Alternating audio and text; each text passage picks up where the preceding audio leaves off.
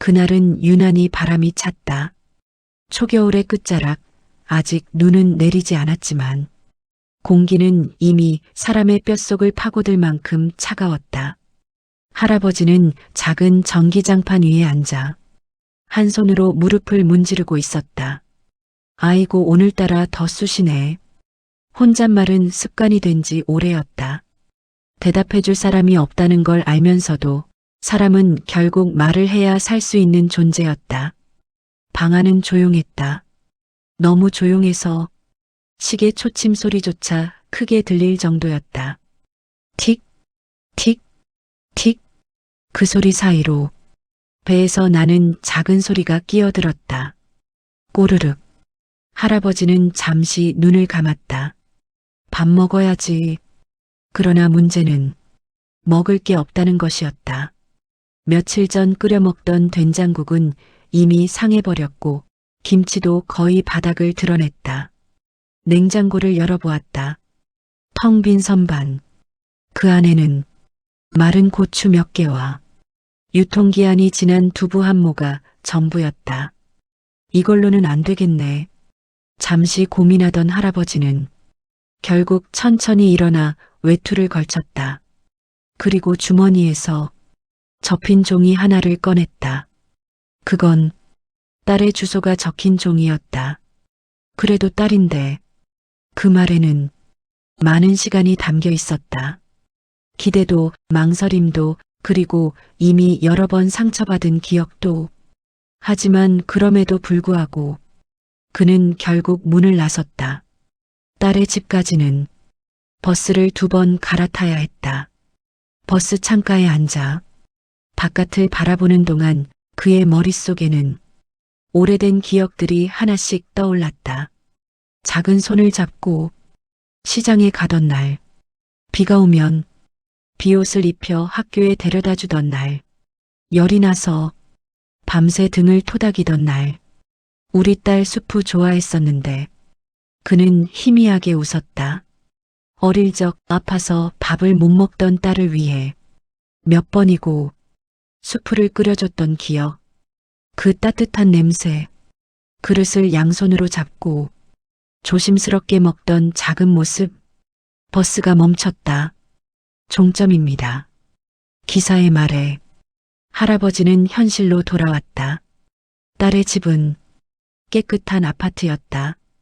엘리베이터 앞에서 한참을 서 있었다. 버튼을 누르지 못한 채 괜히 왔나. 그는 몇 번이나 돌아가려 했다. 하지만 다시 배에서 소리가 났다. 꼬르륵. 그 소리는 그를 다시 앞으로 밀었다. 띵동. 초인종 소리가 유난히 크게 울렸다. 잠시 후 문이 열렸다. 딸이었다. 아버지. 딸의 얼굴에는 놀람이 먼저 떠올랐다. 그리고 그 다음은 무슨 일이세요? 그 말투는 어딘가 차가웠다. 할아버지는 잠시 말을 고르다가 조심스럽게 입을 열었다. 그게 내가 말이 쉽게 나오지 않았다. 그저 입술만 몇 번이나 달싹였다. 그냥 수프 한 그릇 끓여줄 수 있겠니? 그 말은 너무 작아서 바람에 날아갈 것처럼 가벼웠다. 하지만 그 안에는 그의 하루가, 그의 외로움이, 그리고 그의 마지막 자존심이 담겨 있었다. 딸은 잠시 아무 말도 하지 않았다. 그 짧은 침묵이 이상하게 길게 느껴졌다. 그리고 그녀의 입이 열렸다. 지금요? 그 말 한마디가 모든 걸 바꾸기 시작했다. 지금요? 딸의 그 말은 단순한 질문이 아니었다. 그 안에는 당황, 불편함 그리고 숨기지 못한 짜증이 섞여 있었다. 할아버지는 그 표정을 읽고도 못 본 척 다시 입을 열었다. 응, 그냥 따뜻한 거 조금만. 말은 더 작아졌다. 자연스럽게 어깨도 함께 움츠러들었다. 딸은 문을 완전히 열지 않았다. 몸 하나 겨우 들어갈 만큼만 문을 붙잡고 서 있었다. 그 틈 사이로 보이는 집안은 따뜻해 보였다. 밝은 조명, 깨끗한 바닥, 식탁 위에는 방금 먹다 남은 듯한 음식들. 그 냄새가 문틈을 타고 흘러나왔다. 국물 냄새였다. 아주 따뜻한 할아버지의 눈이 잠시 그쪽으로 향했다가 이내 떨어졌다. 아버지, 딸이 한숨을 쉬었다. 전화라도 하고 오셔야죠. 그 말은 틀리지 않았다. 하지만 이상하게도 그 말은 정답이라기보다 벽처럼 느껴졌다. 그냥 지나가는 길에 거짓말이었다. 그는 일부러 여기까지 온 것이었다. 딸의 표정이 굳어졌다. 지나가는 길이요? 여기 버스 2번 갈아타야 오잖아요. 말이 막혔다. 잠시 정적. 그리고 딸이 입을 열었다. 지금 남편도 있고요. 그 말은 설명 같았지만 사실은 선긋기였다. 그래도 금방이면 되잖니. 할아버지는 거의 부탁하듯 말했다. 한 그릇만. 그 순간 집 안쪽에서 남자의 목소리가 들렸다. 누구야? 딸이 고개를 살짝 돌려 안쪽을 보며 대답했다. 아버지야. 짧은 침묵. 그리고 들려온 낮고 건조한 목소리. 또 왔어? 그 한마디. 그건 문 밖에 서 있는 사람을 완전히 밖의 사람으로 만들어버리는 말이었다. 딸의 표정이 더 굳어졌다. 아버지 오늘은 좀. 그녀는 말을 흐렸다. 하지만 그 좀 뒤에 이어질 말은 이미 다 들린 것 같았다. 할아버지는 그 말을 기다리지 않았다. 아니, 더 듣지 못했다.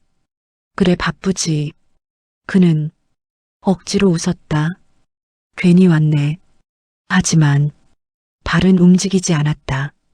배는 계속 소리를 내고 있었고 무릎은 점점 더 아파왔으며 무엇보다 수프 하나면 되는데 그 말이 입 밖으로 다시 흘러나왔다. 딸의 얼굴이 순간 굳어졌다. 그녀는 조금 전보다 더 단호한 목소리로 말했다. 아버지, 그 호칭에는 이제 따뜻함이 없었다.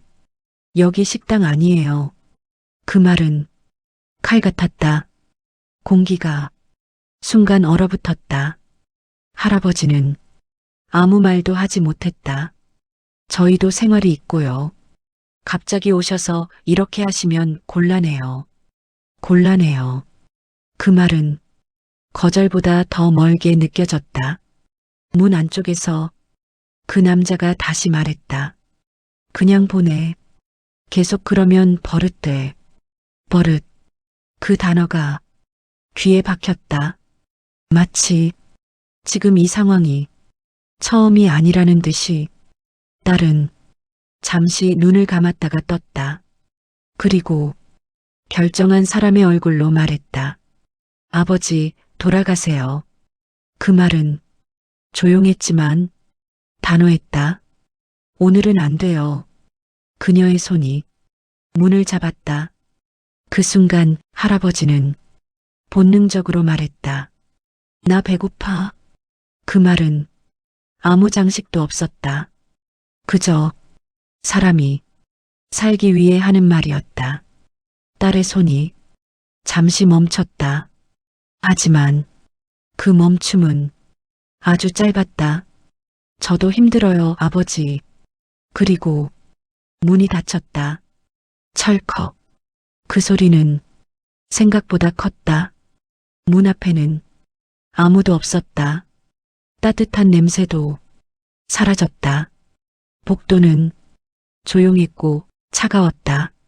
할아버지는 그 자리에 한참을 서 있었다. 노크를 할 수도 있었고 다시 초인종을 누를 수도 있었다. 하지만 그는 아무것도 하지 않았다. 그저 문을 한번 바라보고 천천히 돌아섰다. 엘리베이터 거울에 자신의 모습이 비쳤다. 작고 굽은 등, 그리고 어딘가 비어있는 눈. 그래, 내가 잘못 왔지. 그는 작게 중얼거렸다.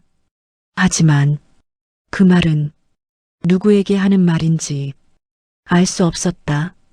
밖으로 나오자 바람이 더 차가워졌다. 그는 주머니를 뒤졌다. 동전 몇 개, 그걸 손에 쥐고 한참을 바라봤다. 이걸로 뭐라도. 그는 천천히 걸음을 옮겼다. 그날 그는 집으로 바로 돌아가지 않았다. 그리고 그 선택이 그의 인생을 완전히 바꾸게 된다. 바람은 더 차가워졌다. 아파트 단지를 벗어나자 사람들의 온기가 뚝 끊긴 것처럼 느껴졌다. 할아버지는 목도리를 조금 더 여몄다. 하지만 바람은 오틈으로 파고들었다. 짧은 숨이 입 밖으로 흘러나왔다. 어디로 가야 할지 정해진 곳은 없었다. 집으로 돌아가자니 텅 빈 냉장고가 떠올랐고 어딘가에 들어가자니 주머니 속 동전이 걸렸다. 딸 집 앞에서 쥐고 나온 그 동전. 그는 손바닥을 펼쳐봤다. 500원짜리 하나, 100원짜리 3개. 이걸로 뭐가 되나? 발걸음은 자연스럽게 큰 길 쪽으로 향했다. 불빛이 많은 곳, 사람들이 있는 곳. 그곳이면 왠지 모르게 덜 외로울 것 같아서 길가에는 작은 분식집 하나가 있었다. 유리창에는 김이 서려 있었고 안에서는 사람들이 따뜻한 음식을 먹고 있었다. 국수, 라면, 김밥, 그 냄새가 밖까지 흘러나왔다. 할아버지는 문 앞에 잠시 멈춰섰다. 손을 뻗으면 문을 열 수 있는 거리. 하지만 그 손이 쉽게 올라가지 않았다. 얼마나 할까? 머릿속으로 가격을 떠올려 봤다. 라면 한 그릇, 최소 3,000원. 주머니 속 동전은 그 절반도 안 됐다. 그는 조용히 고개를 숙였다. 그리고 그냥 지나쳤다. 발걸음이 점점 느려졌다. 배에서는 더 크게 소리가 났다. 꼬르르륵. 이번엔 숨길 수도 없을 만큼 컸다. 그는 잠시 벽에 기대섰다. 어지러웠다. 이 나이에 이게 뭐냐? 웃음인지 한숨인지 모를 소리가 흘러나왔다. 그때였다. 어르신, 누군가의 목소리. 할아버지는 고개를 들었다. 분식집 안에서 한 여자가 문을 열고 나왔다. 앞치마를 두르고 있는 중년의 여자였다. 아까부터 계속 서 계시길래요. 그녀의 말투는 조심스러웠다. 혹시 드실 거 찾으시는 거예요? 할아버지는 순간 말을 잃었다. 아니라고 해야 할지, 맞다고 해야 할지. 입이 떨어지지 않았다. 아니, 그냥 지나가던 길에 또다시 익숙한 거짓말. 여자는 잠시 그를 바라봤다. 그 시선은 딸의 것과는 달랐다. 판단하지 않는 눈. 그저 보고 있는 눈이었다. 라면 괜찮으세요? 그 말에 할아버지의 눈이 흔들렸다. 아니 괜찮습니다. 그는 급히 손을 저었다. 돈 없습니다. 그 말은 생각보다 빨리 나왔다. 숨기고 싶었지만 숨길 수 없는 말. 여자는 잠시 아무 말도 하지 않았다. 그리고 그럼 더 좋죠. 예. 돈 없으시면 그냥 드시면 되죠. 그녀는 아무렇지 않게 말했다. 마치 그게 당연하다는 듯이. 할아버지는 그 자리에 굳어버렸다. 아닙니다. 고개를 저었다. 그럴 수는 없습니다. 그의 목소리는 작았지만 단단했다. 얻어먹는 건 안 합니다. 그건 마지막 남은 자존심이었다. 여자는 조용히 고개를 끄덕였다. 그럼 나중에 주세요. 예. 오늘은 그냥 드시고 다음에 생각나실 때 오셔서 주시면 되죠. 그 말은 이상하게도 부담이 아니라 여지를 주는 말이었다. 할아버지는 아무 말도 하지 못했다. 추우시잖아요. 그녀가 문을 조금 더 열었다. 따뜻한 공기가 밖으로 흘러나왔다. 들어오세요.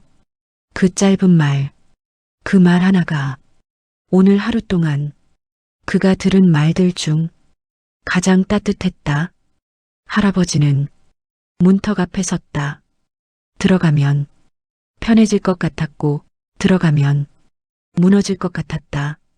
민폐입니다. 그는 마지막으로 말했다. 여자는 가볍게 웃었다. 사람이 사람한테 밥 한 끼 주는 게 무슨 민폐예요? 그 말에 할아버지의 눈이 잠시 젖었다. 그는 천천히, 아주 천천히 문 안으로 들어갔다. 그 순간 밖에 차가운 공기와 안에 따뜻한 공기가 서로를 스치듯 갈라졌다. 그리고 그 경계 위에서 할아버지의 인생도 조용히 방향을 틀기 시작했다. 문을 닫는 순간 세상이 달라졌다.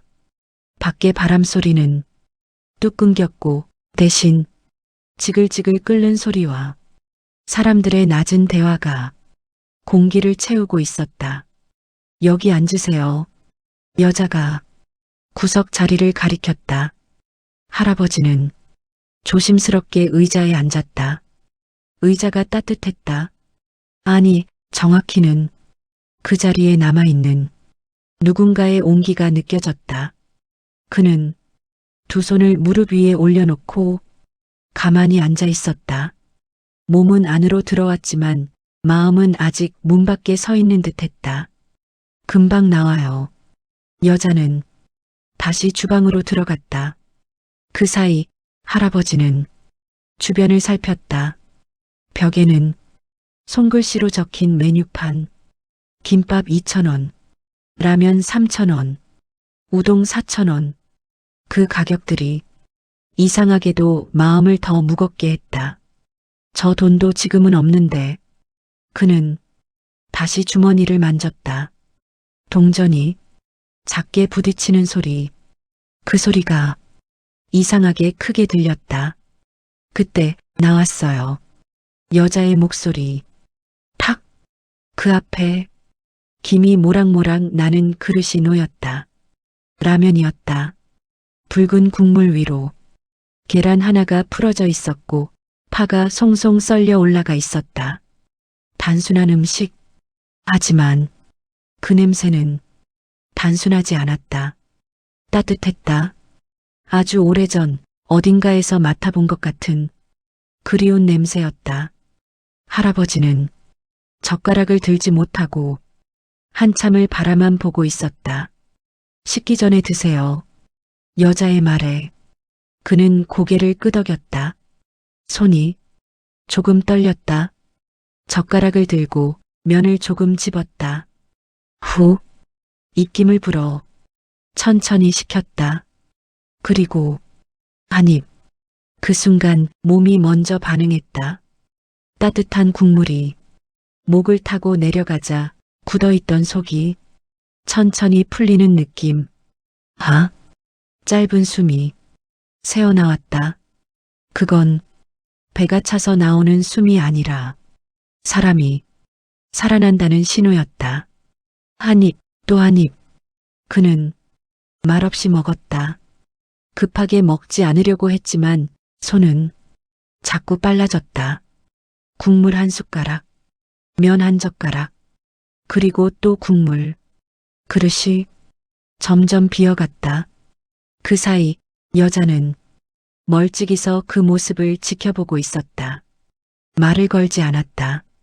그저 필요한 만큼의 거리만 두고 가만히 보고 있었다.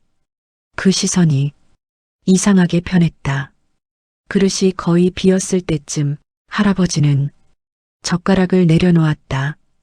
그리고 고개를 숙였다. 잘 먹었습니다. 짧은 말. 하지만 그 안에는 고마움과 미안함과 그리고 지켜낸 마지막 자존심이 함께 들어 있었다. 여자는 가볍게 웃었다. 입에 맞으셨다니 다행이네요.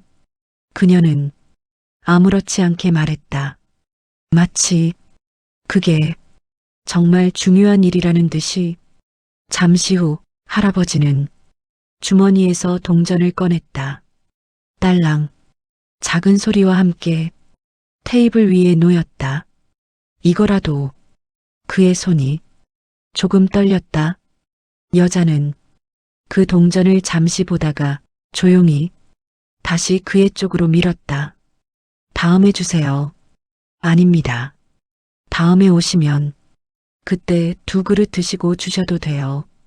그 말에 할아버지는 아무 말도 하지 못했다. 2그릇. 그 말이 이상하게 가슴에 남았다. 그는 천천히 동전을 다시 집어들었다. 그리고 고개를 깊이 숙였다. 고맙습니다. 그 말은 거의 들리지 않을 만큼 작았다. 하지만 여자는 분명히 들은 표정이었다. 다음에 또 오세요. 그녀의 말은 가볍게 흘러갔다. 하지만 그 말은 오늘 하루 동안 그가 들은 말 중 처음으로 다음을 허락해주는 말이었다. 할아버지는 자리에서 일어났다. 몸이 조금 가벼워져 있었다. 배가 불러서가 아니라 어딘가 비어있던 곳이 조금 채워진 느낌이었다. 문을 나서기 전 그는 한 번 더 뒤를 돌아봤다. 여자는 다른 손님에게 김밥을 내주고 있었다. 평범한 모습. 하지만 그 평범함이 그에게는 특별하게 느껴졌다. 다음에 그는 작게 중얼거렸다. 그리고 문을 열고 다시 바깥으로 나갔다. 바람은 여전히 차가웠다. 하지만 조금 전과는 다르게 느껴졌다. 그날 밤 할아버지는 처음으로 내일을 생각했다. 아주 오랜만에. 그날 밤 할아버지는 오랜만에 깊이 잠들었다. 전기장판 위 낡은 이불을 덮고 누웠지만 이상하게도 몸이 덜 시렸다. 배가 따뜻해서였을까 아니면 마음 한켠에 무언가가 남아있어서였을까. 눈을 감으면 그릇에서 올라오던 김과 다음에 또 오세요. 그 말이 계속 맴돌았다. 그는 잠들기 직전 아주 작게 중얼거렸다. 다음에. 그 단어는 그에게 낯설었다. 언제부터였을까? 그는 내일이나 다음을 생각하지 않게 된 지가 하루하루를 그저 버티는 것만으로도 충분히 힘들었던 시간들. 하지만 그날은 달랐다. 눈을 감으면서 그는 내일 갈 곳이 하나 생겼다는 걸 알고 있었다. 그리고 그 사실 하나만으로도 사람은 잠을 잘 수 있었다. 다음 날 아침 햇빛이 얇은 커튼 사이로 스며들었다. 할아버지는 평소보다 일찍 눈을 떴다. 잠시 누워 있다가 천천히 몸을 일으켰다. 무릎이 여전히 아팠지만 어제보다는 조금 나은 느낌이었다. 그는 조용히 주변을 둘러봤다. 여전히 작고 낡고 조용한 방.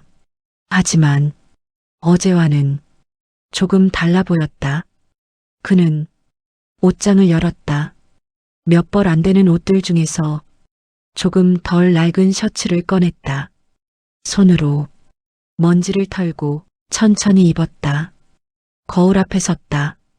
구겨진 얼굴, 희끗한 머리. 그는 손으로 머리를 한번 쓸어 넘겼다. 사람답게는 가야지. 누구에게 하는 말인지 알 수 없는 말. 하지만 그 말은 분명 어제와 달랐다. 길을 나섰다. 발걸음은 어제보다 조금 빨랐다. 어디로 가는지 알고 있는 발걸음. 버스를 타고 다시 내리고 그 골목으로 들어섰다. 어제 그 분식집 유리창에는 여전히 김이 서려 있었다. 그는 문 앞에 멈춰 섰다. 어제와 같은 자리. 하지만 마음은 달랐다. 손이 망설임 없이 올라갔다. 문을 열었다. 딸랑. 문 위에 종이 맑은 소리를 냈다. 어서 오세요. 익숙한 목소리. 여자가 고개를 들었다. 그리고 어르신. 짧은 놀람. 하지만 그 뒤에 이어진 표정은 어제와 같았다. 오셨네요. 그 말은 반가움이었다. 할아버지는 잠시 아무 말도 하지 못했다. 그저 고개를 한번 끄덕였다. 예. 그 한마디가 이상하게 어렵게 느껴졌다. 앉으세요.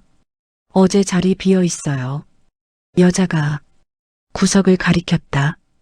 그 자리, 어제 그가 앉았던 자리. 할아버지는 천천히 걸어가 앉았다. 의자가 여전히 따뜻한 것처럼 느껴졌다. 오늘은 뭐 드실래요? 여자가 물었다. 그는 잠시 메뉴판을 봤다. 어제와 같은 글씨.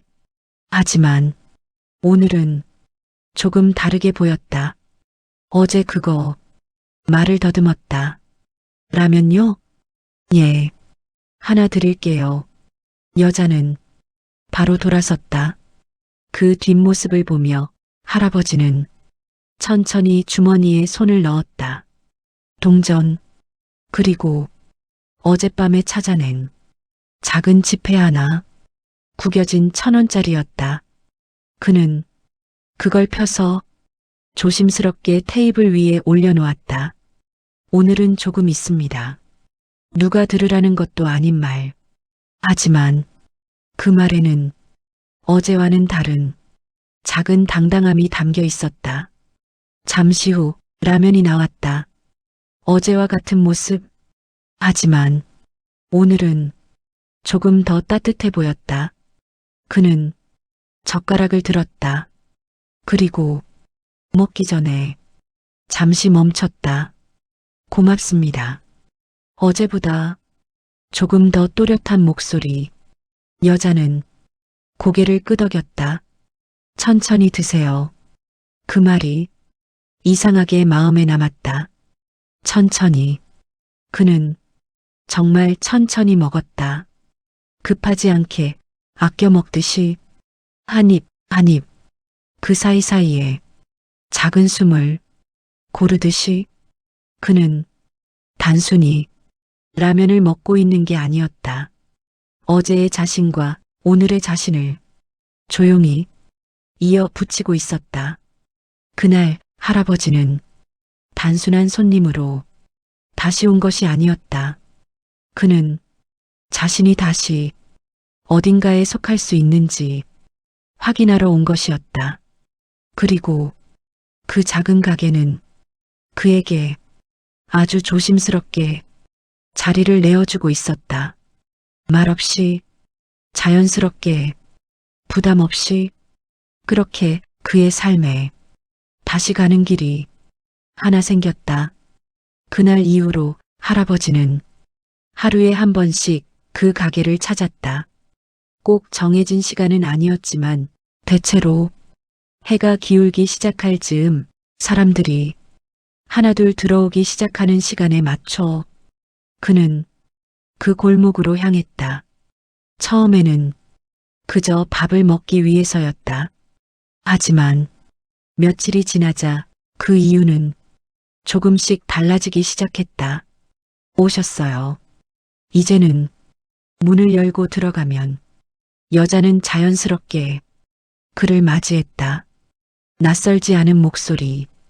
그 한마디가 그에게는 하루의 시작 같은 느낌이 들었다. 예. 그도 이제는 조금 덜 어색하게 대답했다. 구석자리. 이제는 누가 먼저 말하지 않아도 그는 그 자리에 가서 앉았다. 마치 처음부터 자기 자리였던 것처럼. 오늘은 국수 드실래요? 어느 날 여자가 물었다. 국수도 있습니까? 네, 따뜻하게 해드릴게요. 그는 잠시 고민하다가 그럼 그걸로 고개를 끄덕였다. 그날 처음으로 라면이 아닌 음식을 먹었다. 국수는 라면보다 담백했고 국물은 조용했다. 그는 그 조용한 맛이 좋았다. 먹는 동안 그는 가끔씩 주방 쪽을 바라봤다. 여자가 혼자서 분주하게 움직이고 있었다. 손님이 몰리는 시간에는 그녀의 손이 더 빨라졌다. 김밥을 싸고 국물을 붓고 계산을 하고 쉴 틈 없이 움직였다. 그 모습을 보던 어느 날 할아버지는 젓가락을 내려놓았다. 그리고 천천히 자리에서 일어났다. 저기 여자가 고개를 들었다. 예. 그는 잠시 말을 고르다가 뭐 도울 거 없습니까? 그 말은 아주 조심스러웠다. 거절당할 걸. 이미 알고 있는 사람의 말투. 여자는 잠시 그를 바라봤다. 그 시선에는 놀람이 조금 그리고 생각이 조금 담겨 있었다. 괜찮으세요? 앉아 있는 것보다 낫습니다. 그의 대답은 짧았지만 그 안에는 그냥 밥만 먹고 가는 사람이 되고 싶지 않다는 마음이 담겨 있었다. 여자는 잠시 고민하다가 작게 웃었다. 그럼 이거 좀 부탁드릴게요. 그녀가 빈 그릇 몇 개를 가리켰다. 저쪽에만 갖다 놓으시면 돼요. 아주 간단한 일이었다. 하지만 그 일은 그에게는 전혀 간단하지 않았다. 예. 그는 그릇을 하나씩 들었다. 조심스럽게, 흘리지 않게, 깨지지 않게. 그리고 싱크대 쪽으로 옮겼다. 철컥. 그릇이 놓이는 소리. 그 소리가 이상하게 마음에 남았다. 그는 다시 돌아왔다. 이거 더하면 됩니까? 여자는 고개를 끄덕였다. 천천히 하세요. 그 말은 명령이 아니라 배려였다. 그날 할아버지는 두 번 더 그릇을 날랐다. 그리고 그는 처음으로 시간이 빨리 간다는 걸 느꼈다. 며칠 후 그의 역할은 조금씩 늘어났다. 물컵을 나르기도 했고 휴지를 채워 넣기도 했고 손님이 나간 자리에 의자를 정리하기도 했다. 아주 작은 일들. 하지만 그 작은 일들이 하나씩 쌓이면서 그는 그 공간 안에서 조금씩 자리를 잡아갔다. 어르신, 이거 좀만 잡아주세요. 예. 이제는 여자가 먼저 말을 걸었다. 부탁이 자연스러워졌다. 그 자연스러움이 그에게는 무엇보다 중요했다. 그는 누군가에게 필요한 사람이 되고 있었다. 아주 조금씩, 조용히. 그날 저녁 손님이 모두 빠지고 가게가 잠시 조용해졌을 때였다. 여자가 물 한 잔을 건넸다. 고생하셨어요. 그 말에 할아버지는 잠시 멈췄다. 제가요? 그는 되물었다. 예. 여자는 아무렇지 않게 말했다. 도와주셨잖아요. 그 말은 아주 평범했다. 하지만 그에게는 너무 오랜만에 듣는 말이었다. 고생했다는 말, 인정받는 말, 사람으로 대우받는 말. 그는 물을 한 모금 마셨다. 목이 이상하게 메었다. 제가 더 고맙습니다. 그의 목소리는 조금 떨렸다. 여자는 그 말을 듣고 조용히 웃었다. 그럼 서로 고마운 걸로 해요. 그 말에 할아버지는 처음으로 작게 웃었다. 아주 작게. 하지만 분명히 웃고 있었다. 그날 밤 그는 집으로 돌아가는 길에 생각했다. 내가 쓸모없는 사람이 아니었구나. 그 생각은 아주 작았지만 그의 삶을 다시 붙잡기에는 충분했다. 그리고 그날부터 그 가게는 그에게 단순한 밥집이 아니라 자리가 있는 곳이 되었다. 그날은 유난히 손님이 적었다. 비가 내리고 있었다. 지붕을 두드리는 빗소리가 가게 안을 조용히 채우고 있었다. 할아버지는 창가 쪽 자리에 앉아 비를 바라보고 있었다. 오늘은 한가하네요. 여자가 따뜻한 차 한 잔을 내밀며 말했다. 예, 비 오면 다들 안 나오죠. 그는 잔을 두 손으로 감쌌다.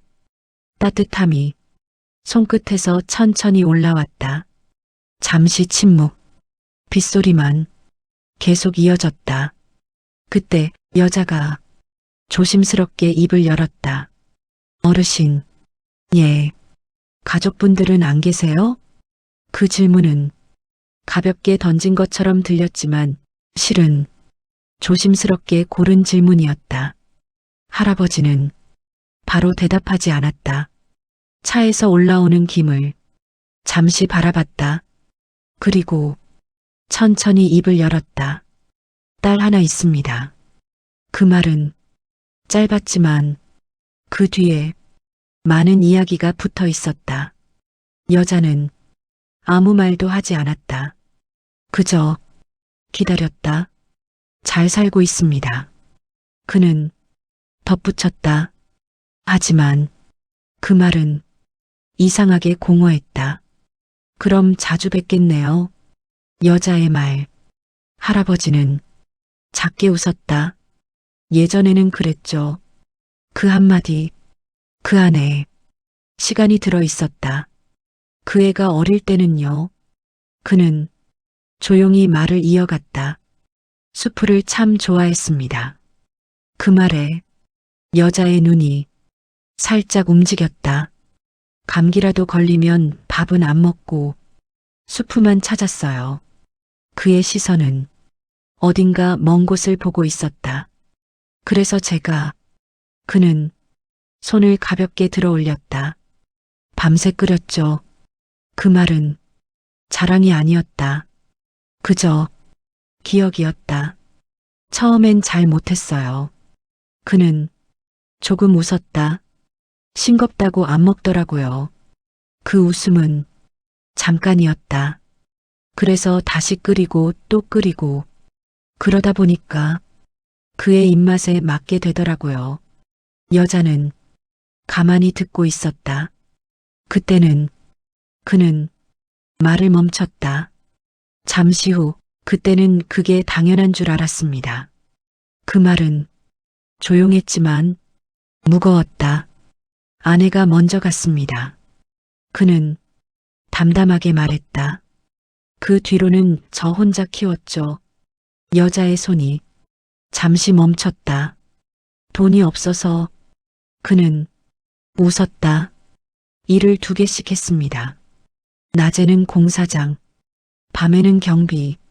집에 들어가면 그 애는 자고 있었고 아침에 나올 때 얼굴 한번 보고 나왔습니다. 그 말에는 미안함이 담겨 있었다. 그래도 그 애는, 그는 고개를 저었다. 착했습니다. 비가 더 세게 내리기 시작했다. 대학교 보내고 그는 조용히 말을 이었다. 결혼도 시키고 그때까지만 해도 그는 말을 흐렸다. 여자는 묻지 않았다.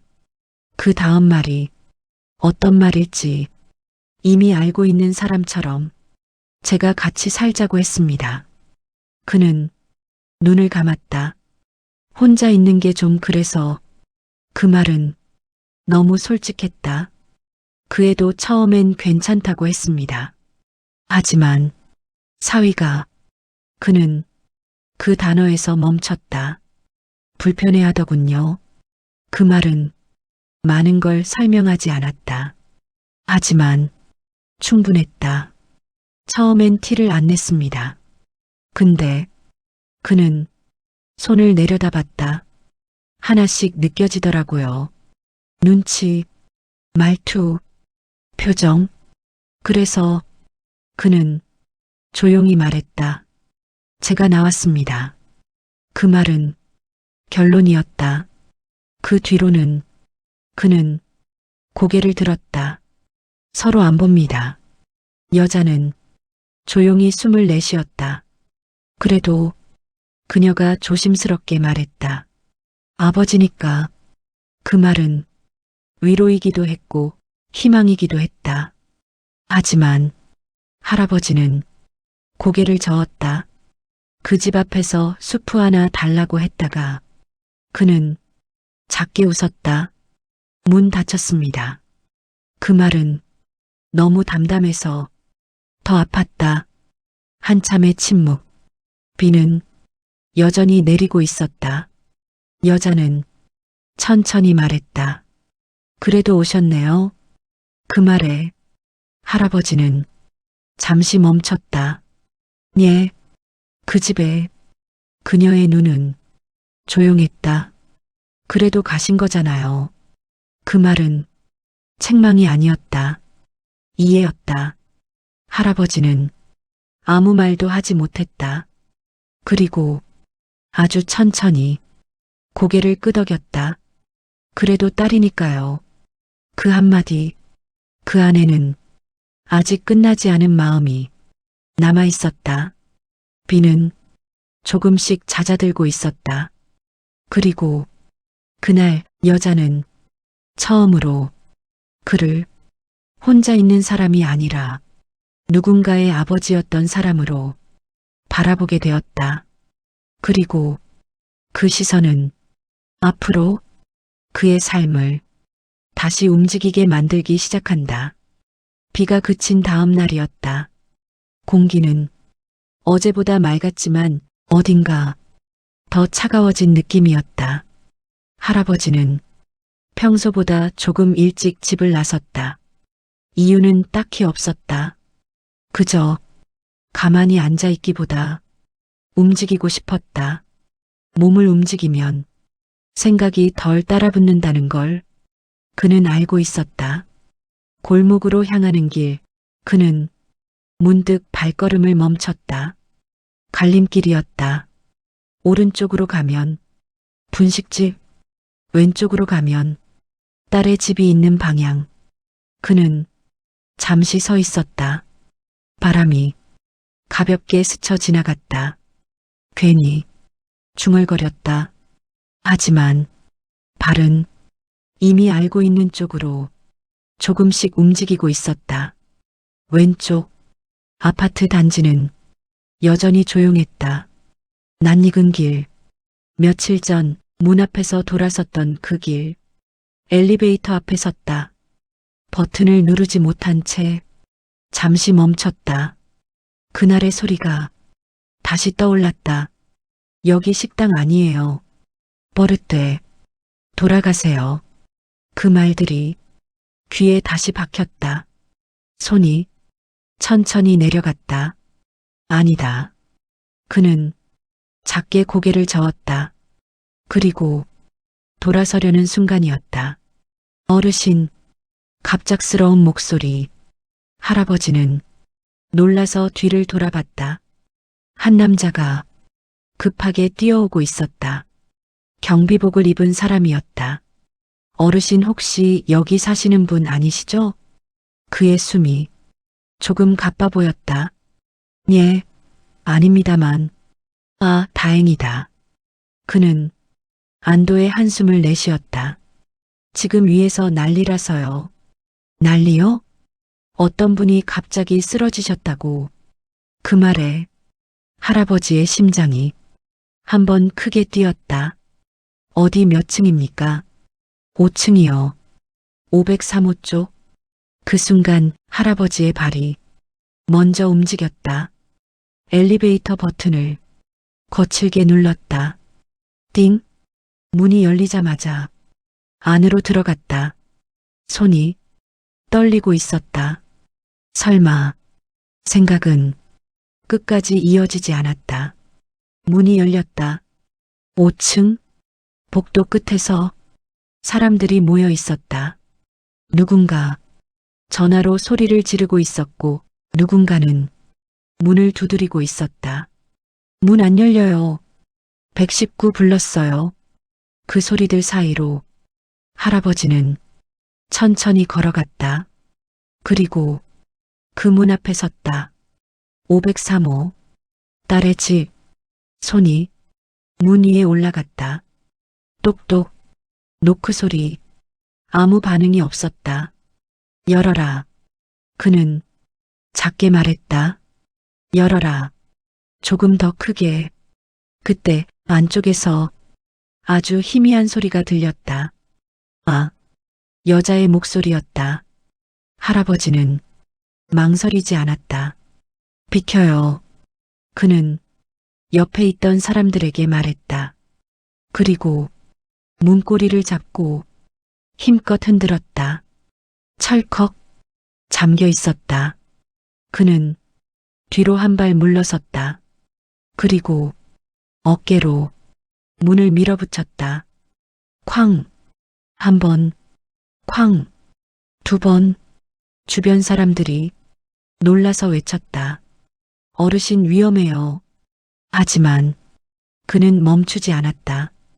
쾅! 세 번째. 문이 부서지듯 열렸다. 안으로 들어가자 거실 바닥에 딸이 쓰러져 있었다. 숨은 쉬고 있었지만 의식은 없는 상태였다. 아! 그의 목소리가 떨렸다. 일어나. 그는 급히 다가가 딸의 어깨를 흔들었다. 야, 눈 떠라. 반응이 없었다. 손이 더 크게 떨렸다. 119 언제 와? 누군가 밖에서 외쳤다. 하지만 그 시간은 너무 느렸다. 할아버지는 딸의 얼굴을 바라봤다. 어릴 적 모습이 순간 겹쳐졌다. 열이 나서 힘없이 누워있던 그 얼굴, 수풀을 찼던 목소리, 아버지, 그때 들렸던 작은 괜찮다 괜찮다. 그는 자기도 모르게 말했다. 아버지 왔다. 그 말은 누굴 위한 말인지 알 수 없었다. 잠시 후 구급차 소리가 가까워졌다. 사람들이 분주하게 움직였다. 구급대원들이 들어와 딸을 들것에 옮겼다. 보호자 되세요? 누군가 물었다. 할아버지는 잠시 멈췄다. 그리고 천천히 말했다. 아버지입니다. 그 한마디, 그 말은 문 앞에서 끊겼던 관계를 다시 이어 붙이고 있었다. 아주 조용하게, 하지만 분명하게 구급차 문이 닫히고 사이렌이 울렸다. 할아버지는 그 자리에 서 있었다. 가야 할지 말아야 할지 망설이는 사람의 모습으로. 하지만 발은 이미 구급차를 따라 움직이기 시작하고 있었다. 그날 수프 한 그릇으로 시작된 이야기의 끝은 아직 오지 않았다. 오히려 이제야 다시 시작되고 있었다. 구급차 안은 생각보다 좁았다. 그리고 생각보다 조용했다. 삐삐하는 기계음과 구급대원의 짧은 지시만이 공기를 채우고 있었다. 할아버지는 구석에 앉아 딸의 발끝을 바라보고 있었다. 들것 위에 누운 딸. 얼굴은 창백했고 입술은 말라 있었다. 그 모습이 어쩐지 낯설지 않았다. 또 아프냐? 그는 아주 작게 중얼거렸다. 아무도 듣지 못할 정도로. 병원에 도착했을 때 시간은 이미 어둠 속으로 들어가고 있었다. 딸은 곧바로 응급실로 옮겨졌다. 문이 닫혔다. 그리고 기다림이 시작됐다. 병원 복도는 밝았지만 이상하게도 차가웠다. 플라스틱 의자에 앉아 그 차가움이 그대로 전해졌다. 할아버지는 두 손을 모아 쥐었다. 손이 계속 떨리고 있었다. 괜히 왔나? 그는 문득 그렇게 생각했다. 아파트 앞에 서 있던 순간, 그때 돌아섰다면 이 일도 없었을까? 하지만 곧 고개를 저었다. 아니다. 그는 자신에게 말했다. 그래도 갔어야지. 그 말은 확신이 아니라 다짐에 가까웠다. 시간이 천천히 흘렀다. 시계 초침 소리가 이상하게 크게 들렸다. 틱, 틱, 틱. 그 사이로 기억이 하나씩 떠올랐다. 어릴 적 열이 나서 병원 침대에 누워있던 딸. 아버지. 그때의 목소리. 작고 약하고 하지만 분명히 자신을 찾던 목소리. 왜 이렇게 됐냐? 그는 고개를 숙였다. 무엇이 잘못된 걸까? 언제부터 멀어진 걸까? 자신이 너무 바빴던 걸까? 함께 있어야 할 시간에 없었던 걸까? 아니면 그저 시간이 사람을 이렇게 만드는 걸까? 그는 답을 찾지 못했다. 그때 응급실 문이 열렸다. 하얀 가운을 입은 의사가 걸어 나왔다. 보호자분? 할아버지는 벌떡 일어났다. 예, 다행히 큰 문제는 아닙니다. 그 말에 몸이 순간 풀렸다. 과로랑 스트레스가 겹친 것 같습니다. 당분간은 안정이 필요합니다. 살아는 있는 겁니까? 그 질문은 너무 직설적이었다. 하지만 그는 그것밖에 물을 수 없었다. 의사는 고개를 끄덕였다. 네, 걱정 안 하셔도 됩니다. 그 말에 할아버지는 천천히 눈을 감았다. 다행이다. 그 한마디, 그 말에는 오늘 하루의 모든 감정이 담겨 있었다. 병실로 옮겨진 후 그는 문 앞에 한참 서 있었다. 들어가야 할지 망설이는 사람처럼. 며칠 전 그 문은 그를 밀어냈다. 하지만 지금 이 문은 그가 들어가기를 기다리고 있는 것 같았다. 그는 조심스럽게 문을 열었다. 병실 안은 조용했다. 기계 소리만 작게 울리고 있었다. 침대 위에 딸이 누워 있었다. 눈은 감겨 있었고 숨은 고르게 이어지고 있었다. 그는 천천히 다가갔다. 그리고 침대 옆 의자에 조용히 앉았다. 손을 어디에 둬야 할지 몰라 무릎 위에 올렸다가 다시 내렸다가 한참을 그렇게 있었다. 아, 그는 조용히 불렀다. 대답은 없었다. 괜찮냐? 그 말은 누군가를 향한 질문이었지만 사실은 자기 자신에게 하는 말 같았다. 잠시 후 그는 조심스럽게 손을 뻗었다. 딸의 손등 위에 자신의 손을 살짝 얹었다. 차가웠다. 그는 그 손을 가만히 잡았다. 아무 말도 하지 않고 그저 잡고 있었다. 그 시간이 얼마나 흘렀을까? 딸의 손이 아주 미세하게 움직였다. 할아버지의 눈이 크게 흔들렸다. 작은 신음. 그리고 천천히 눈이 열렸다. 아버지. 그 한마디 아주 약한 목소리였지만 분명히 그를 부르고 있었다. 할아버지의 입술이 떨렸다. 그래. 그는 겨우 말했다. 아버지다. 그 말은 수프 한 그릇보다도 더 따뜻했다. 그날 밤 두 사람 사이에는 아직 말하지 못한 것들이 가득했지만 적어도 하나는 분명해졌다.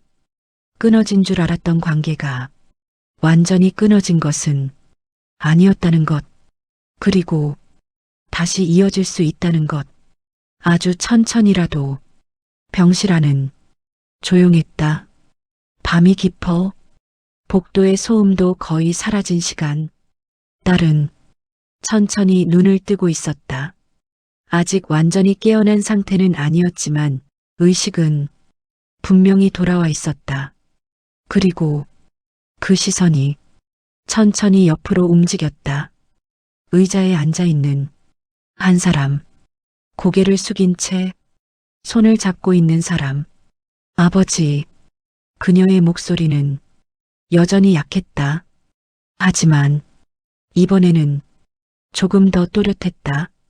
할아버지는 고개를 들었다. 눈이 마주쳤다. 그 짧은 순간 두 사람 모두 아무 말도 하지 못했다. 해야 할 말은 너무 많았고 어디서부터 시작해야 할지 몰랐기 때문이다. 왜? 먼저 입을 연 건 딸이었다. 여기 계세요. 그 질문은 단순했지만 그 안에는 많은 감정이 섞여 있었다. 할아버지는 잠시 말을 고르다가 쓰러졌다고 해서 짧게 말했다. 그 말은 사실이었다. 하지만 그것만이 전부는 아니었다. 딸은 잠시 눈을 감았다가 떴다. 문 어떻게 해? 그녀는 기억을 더듬듬 물었다. 부쉈다. 담담한 대답. 딸의 눈이 조금 커졌다. 위험하게. 그 말은 책만 같았지만 끝까지 이어지지 못했다. 잠시 침묵. 왜 오셨어요? 이번 질문은 조금 더 깊었다. 할아버지는 고개를 숙였다. 수프 하나 먹으려고. 그 말은 너무 솔직해서 오히려 더 조용했다. 딸의 눈이 흔들렸다. 며칠 전 문 앞에서 있었던 일이 그녀의 머릿속에 떠올랐다. 그날 그녀의 목소리가 떨렸다. 제가 말이 끊겼다. 사과를 하려는 사람이 목소리였다. 하지만 할아버지는 고개를 저었다. 됐다. 짧은 말. 바빴겠지. 그는 그렇게 덧붙였다. 그 말은 이해처럼 들렸지만 사실은 상처를 덮는 말이었다. 딸의 눈에 눈물이 고였다. 아니에요. 그녀는 작게 말했다. 바빴던 거 아니에요. 그 말은 부정이었다. 그냥 그녀의 입술이 떨렸다. 제가 모른 척한 거예요. 그 고백은 조용했지만 무거웠다. 할아버지는 아무 말도 하지 않았다. 아버지 오신 거 알았어요. 근데 그녀는 눈을 감았다. 귀찮을까봐. 남편 눈치 보이고. 그래서 그녀의 목소리가 점점 작아졌다. 그냥 모른 척 했어요. 그 말이 끝나자 병실 안은 완전히 조용해졌다. 그 침묵은 길었다. 그리고 그 침묵 속에서 할아버지가 입을 열었다. 나도. 딸의 눈이 다시 열렸다. 잘한 거 없다. 그 말은 예상 밖이었다. 너 어릴 때. 그는 천천히 말을 이었다. 옆에 없었다. 일한다고 맨날 밖에 있고 같이 밥 먹은 날이 몇 번이나 되겠냐. 그의 목소리는 담담했지만 그 안에는 후회가 있었다. 그래서 그는 딸을 바라봤다. 이렇게 된 거겠지. 그 말은 자책이었다. 딸은 고개를 세게 저었다. 아니에요. 아버지 때문 아니에요. 눈물이 흘러내렸다. 제가 나쁜 거예요. 그녀는 울음을 참지 못했다. 아버지 밖에서 혼자 계신 거 알면서도 한 번도 먼저 안 갔어요. 전화도 안 했어요. 그 말들은 하나하나 자신을 향한 고백이었다. 할아버지는 조용히 듣고 있었다. 아무 말도 하지 않고 그저 듣고 있었다. 그리고 천천히 손을 뻗어 딸의 손을 다시 잡았다. 됐어. 그는 작게 말했다. 지금 말했으면 됐다. 그 말은 용서라기보다 받아들이는 말이었다. 딸은 울음을 멈추지 못했다. 아버지, 그녀의 목소리는 어릴 때처럼 흔들리고 있었다. 수프 끓여드릴게요. 그 말, 아주 늦게 나온 말. 하지만 그 말은 그날 문 앞에서 닫혀버렸던 시간을 조금씩 다시 열고 있었다. 할아버지는 잠시 아무 말도 하지 않았다. 그리고 아주 천천히 고개를 끄덕였다. 그래, 그 한마디, 그 말에는 많은 것이 담겨 있었다. 원망도, 후회도, 그리고 남아있는 마음도. 그날 밤 두 사람은 처음으로 서로를 부모와 자식이 아니라 사람으로 바라보기 시작했다. 그리고 그 변화는 이제 되돌릴 수 없는 방향으로 흘러가기 시작했다.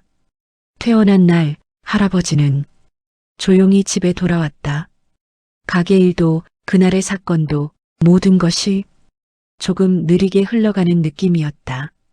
그는 거실 의자에 앉아 손을 마주 잡고 있었다. 이제 괜찮겠지. 혼잣말처럼 중얼거렸다. 그때 초인종 소리가 들렸다. 누구지? 그는 조심스럽게 문 쪽으로 걸어갔다. 문을 열자 그곳에는 딸이 서 있었다. 손에는 작은 가방 하나와 조심스레 감싸놓은 따뜻한 수프가 담겨 있었다. 아버지, 그녀의 목소리는 병원에서보다 조금 더 자신 있었다. 왔어요. 할아버지는 말없이 그녀를 바라봤다. 들어오세요. 그는 손짓으로 안으로 안내했다. 딸은 살짝 미소 지으며 들어왔다. 작은 거실에 두 사람이 마주 앉았다. 그녀는 수프를 탁자 위에 놓았다. 끓였어요. 조금 늦었지만 그 말은 간단했지만 많은 것을 담고 있었다. 할아버지는 잔잔히 웃었다. 고맙다. 그의 목소리는 어릴 적처럼 따뜻했다. 딸은 조금 머뭇거리더니 아버지, 저 앞으로 자주 올게요. 같이 식사도 하고 이야기하고. 그 말에 할아버지는 깊게 고개를 끄덕였다. 그래, 그 한마디가 모든 것을 바꿀 수 있다는 듯했다. 그날 저녁 두 사람은 오랜만에 함께 수프를 나눠 먹었다. 국물은 따뜻했고 손끝까지 전해졌다. 말은 많지 않았지만 그 속에는 지난 세월의 아픔과 후회와 이제야 다시 이어진 마음이 담겨 있었다. 맛있다. 딸이 말했다. 네, 아버지 덕분이에요. 그 말에 할아버지는 조용히 웃었다. 이제 조금씩 해보자꾸나. 그날 밤 창문 너머로 별빛이 가만히 스며들었다. 오랜 시간 닫혀 있었던 마음의 문이 조금씩 열리기 시작했다. 그리고 그 변화는 이제 현실 속에서 새로운 관계로 이어지게 될 것이었다. 며칠이 지나고 딸과 할아버지는 서로의 생활 속에 조금씩 스며들기 시작했다. 아침이면 할아버지가 먼저 부엌에 들어가 커피를 준비했다. 딸은 조용히 그 모습을 바라보다가 말없이 수프를 끓이곤 했다. 손끝에서 조심스러운 배려가 느껴졌다. 아버지, 오늘은 제가 끓였어요. 그래, 잘했구나. 짧은 대화 속에서도 그간 못다한 마음이 오고 갔다. 가게에도 자주 들렀다. 손님들이 붐빌 때면 할아버지는 조용히 그녀를 도왔다. 그릇을 나르거나 의자를 정리하거나 음식을 전하는 작은 손길 하나하나. 그 작은 행동들이 서로에게 신뢰와 안정을 주었다. 어느 날 딸이 물었다. 아버지, 그때 왜 문을 부쉈냐고요? 할아버지는 잠시 웃었다. 다른 방법이 없었거든. 하지만 덕분에 살았어요. 그 말에 그는 조용히 고개를 끄덕였다. 다행이다.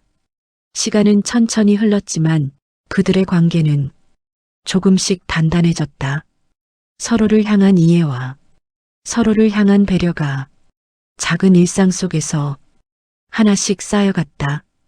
그리고 어느 저녁 수프를 나눠 먹으며 딸이 말했다. 아버지, 이제는 좀 믿어도 되겠죠? 할아버지는 잠시 생각하다가 물론이지. 이제는 서로 믿으면서 살아야지. 그 말은 단순한 대답이 아니었다. 지난 세월의 후회와 서로에 대한 그리움을 모두 담은 약속이었다. 그날 밤 창문 너머로 달빛이 들어왔다. 두 사람은 서로를 바라보며 조용히 웃었다. 그 웃음 속에는 더 이상 아픔만 있는 것이 아니었다. 이제는 이해와 사랑, 그리고 새로운 시작이 있었다. 수프 한 그릇으로 시작된 이야기, 문 앞에서 다쳤던 시간, 병원에서, 그리고 집에서 조용히 이어진 마음. 이제는 완전히 새로운 일상이 되었다. 서로에게 필요한 존재로서 서로에게 기대고 서로를 챙기며 살아가는 작지만 확실한 행복. 그렇게 할아버지와 딸의 삶은 다시 이어졌다. 작은 수프 한 그릇이 만든 가장 큰 변화처럼.